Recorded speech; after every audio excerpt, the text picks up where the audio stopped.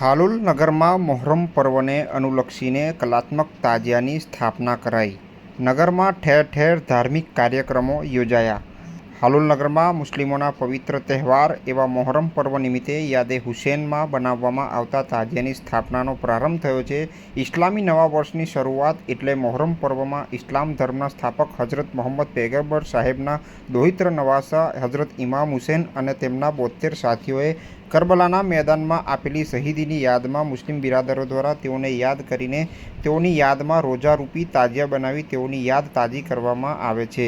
જ્યારે નગરની મસ્જિદોમાં જિક્ર શરીફ મિલાદ શરીફના ભવ્ય કાર્યક્રમો પણ યોજાયા છે। જ્યારે હાલોલ નગરના મુસ્લિમ બિરાદરો દ્વારા છેલ્લા કેટલાક દિવસોથી મોહરમ પર્વની તૈયારીઓ ચાલી રહી હતી, જેને લઈને મુસ્લિમ વિસ્તારોમાં ઠેર ઠેર કલાત્મક તાજિયાની સ્થાપનાનો આરંભ થયો છે। આવતીકાલે 17 જુલાઈ બુધવારના રોજ મોહરમ પર્વની ઉજવણી થનાર છે, જેને લઈને નગરમાં ઠેર ઠેર રોશનીનો શણગાર પણ કરવામાં આવ્યો છે। જ્યારે 17 જુલાઈ બુધવારના રોજ મોહરમની ઉજવણીના દિવસે સાંજે મગરિબની નમાઝ બાદ કાદરી મોહલ્લા કોકરપડિયા ખાતે નિયાઝનું ભવ્ય આયોજન પણ કરવામાં આવ્યું છે, જેમાં મોટી સંખ્યામાં અકીદતમંદો ઉમટશે અને નિયાઝનો લાભ લેશે।